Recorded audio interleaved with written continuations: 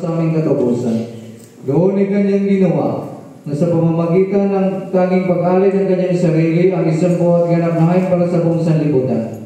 At kanyang itinatag at inuutos sa aming pagpatuloy ang isang pagunita sa kanyang mahalagang kamatayan at hain hanggang sa muli niyang pagdating. Sapagkat nang sa gabi nagkat, ikumuha siya ng tinapay. At nang siya makapagpasalamat, ito kanyang pinagpira-piraso. Ibinigay sa kanyang malagad at sinabi, "Kunin kanin, ito ang aking katawan ay pinagkalugos sa inyo. Gawin niyo ito sa pag-alaala sa akin."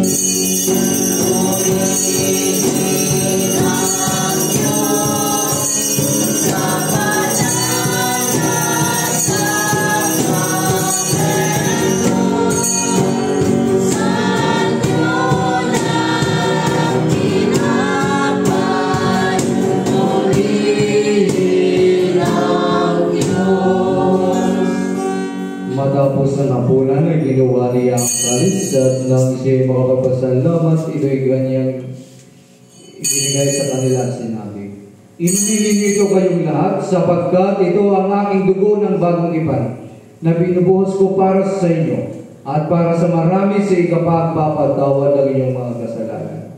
Kailanman inumin ninyo ito ay gawin sa pag-alaala sa akin."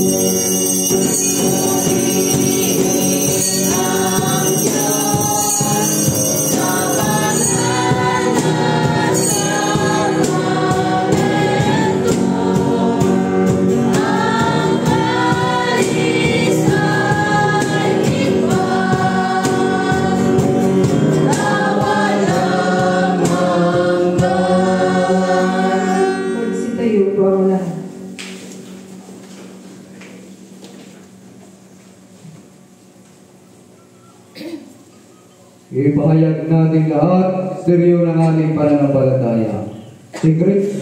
Sikreto ay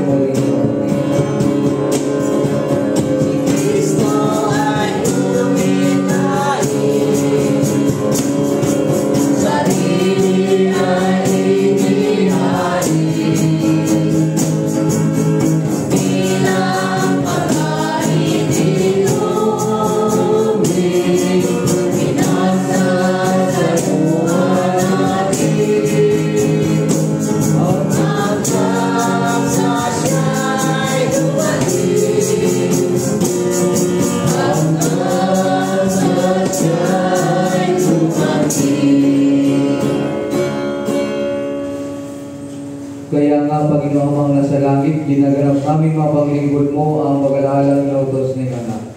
Sa aming pagunita sa kanyang pinagpalang pagpapakasakit at mahalagang kamatayan, sa kanyang makapangyarihang pagkabuhay na mamuli at maluwalhating pagakyat sa langit, at sa aming paghihintay sa kanyang maluwalhating pagbabalik, ay inaalay namin sa iyo itong tinapay ng buhay at kanis ng kaligtasan, at kasama ang mga handog na ito. Inaalay namin ang aming mga sarili na isinasamo namin sa iyo, na tanggapin sa iyong makalangit altar itong aming haing papuri at pasasalamat. Buti Ama, sa kapangyarihan ng Espiritu Santo, patay mo at pakabanalin itong ginapay at alak, upang para sa amin maging kamalmahalang katawan at dugo ng anak na si Jesucristo, at ang lahat ng tatanggap ng banal na dugo nito ay mapustos na yung biyaya at makalangit na pagpapalan maging isang katawan niya upang siya ay manahan sa amin at kami ay sa Kanya. At kahit kami ay hindi karapat-dapat mag-aalay ng anumang hain, ngayon man ay sinasamo namin na tanggapin itong aming tungkulin at paglilingkod. Sinahod po ang lahat. Sa pamamagitan ni Kristo na aming Panginoon, sa pamamagitan niya, kasama niya sa Kanya na kaisa ng Espiritu Santo, ang lahat ng karangalan at kaluwalhatian ay sa iyo, huwag makapangyarihan, ngayon at magpakailanman.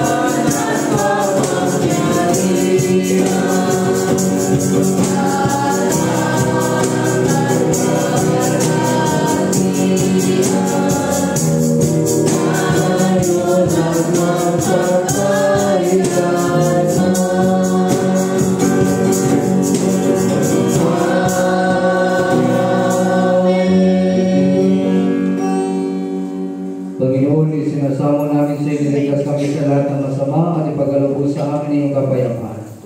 Sa tulong ni Yahweh layo kami sa pagkasal at iligtasaligalig sa pamagitan ng anak na si Kristo naming Panginoon, na nabubuhay ng aling kasama mo ng Banal na Espiritu isang Diyos ngayon at magpakailanman. Amen. Kordero ng Diyos, ikaw na nagsasalatan at sa liputan. Kordero, ikaw na nagsasalatan at sa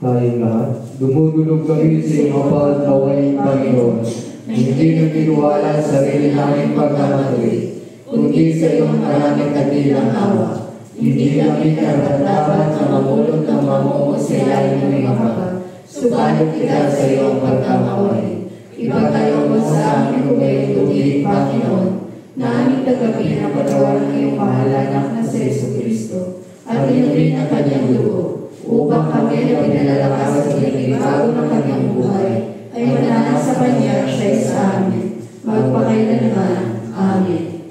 Ang mga kaloob ng Diyos para sa bayan ng Diyos, kunin ninyo mga ito sa pag-alaala na binigay ni Kristo ang kanyang sarili para sa inyo, at tanggapin sa inyong mga puso sa pamamagitan ng pananampalataya ng may pasasalamat. Ang katawan at dugo.